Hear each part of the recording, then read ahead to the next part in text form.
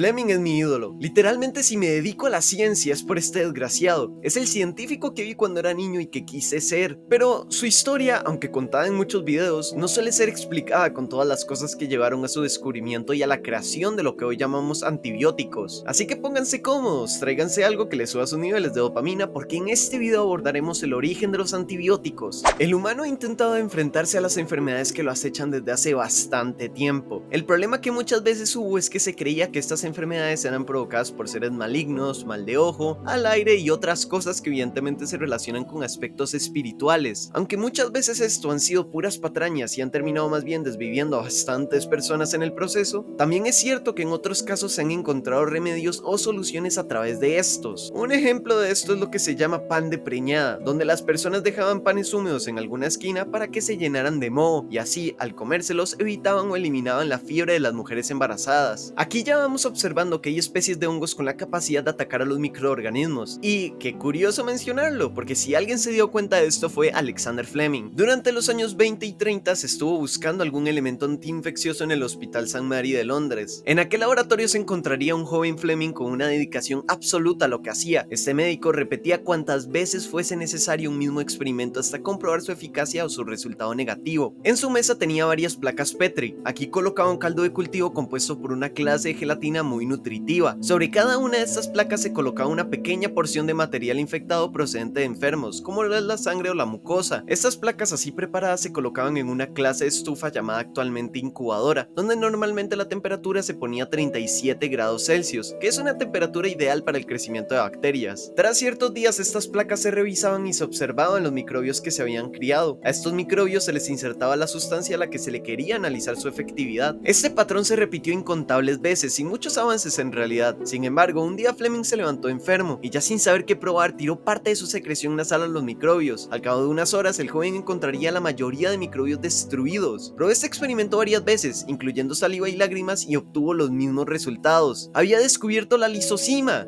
¿Qué? ¿De verdad creyeron que Fleming es solo conocido por su descubrimiento más trascendental? Pues no, también descubrió esta sustancia presente en nuestras secreciones. De este descubrimiento el doctor se sentía sumamente orgulloso, incluso más que el que haría pronto después. El problema estaba en que la nueva sustancia que había descubierto no resolvía el problema. Atacaba unos cuantos microorganismos, pero los más irrelevantes. Con bacterias serias poco o nada podía hacer. Además, muchas personas ya tenían bastante de esta sustancia en el cuerpo y esta había resultado ineficiente frente a la enfermedad que tenían. Había que seguir buscando. Y aquí quiero hacer un paréntesis. Mucha gente ignorante termina atacando el trabajo hecho por científicos al descubrir las cosas por el azar y diciendo que no es ningún logro, que simplemente tuvieron suerte. A ver, pendejo. En muchas ocasiones se descubren estos fenómenos por mera coincidencia, pero de nada sirve que se presenten si el observador no es alguien que entiende de la materia. Solo un experto podría buscar un auténtico significado a las cosas que está viendo. Con esto dicho, Fleming encontró la penicilina por mera casualidad. Literalmente el tipo no tenía planeado utilizar ninguna sustancia ni nada. Resulta que este joven tenía una costumbre bastante curiosa que lo diferenciaba de sus compañeros. Les cuento, normalmente cuando uno trabaja en un laboratorio, si a uno se le contamina algo lo termina botando, básicamente porque ya no es útil, pero Fleming decidió que era mejor revisar estas contaminaciones antes de botarlas. Tras una ausencia de pocos días de su laboratorio, vio con disgusto que, al marcharse, una placa se había quedado fuera de su sitio y además destapada, lo que significaba un doble descuido por su parte. No obstante, lo que hizo el joven Fleming fue observar con detenimiento dicha placa, la cual contenía un moho que había eliminado todos y cada uno de los microbios causantes de pulmonía, y esto lo pudo determinar gracias a los experimentos que ya había realizado con su mucosa. No se trataba de una destrucción parcial como la lisocima, sino que había eliminado radicalmente los microbios. Fleming repitió la siembra de este hongo obteniendo el mismo resultado en prácticamente todos los casos. El hongo fue identificado con el género Penicillium, llamados así por tener un aspecto similar a pinceles, los cuales se pueden ver bajo el microscopio. Aquí es donde el joven doctor denominaría la sustancia producida como penicilina. El problema, que junto con la penicilina podrían venir otras sustancias procedentes del hongo que fuesen nocivas para las personas, así que había que aislarla de alguna forma. Sin embargo, se presentaba otra condición. El segundo acontecimiento que nadie quiere recordar también estaba sucediendo allá afuera, y sí, estoy hablando del tiempo del señor con bigote, el que probablemente tampoco puedo decir su nombre porque no quiero que me borren el video. Debido a esto, Fleming, junto con otros científicos, decidió trasladarse de Europa a Estados Unidos, donde podría continuar con sus investigaciones. En este país se encontraría con otros dos científicos con los que ya había compartido antes en Europa.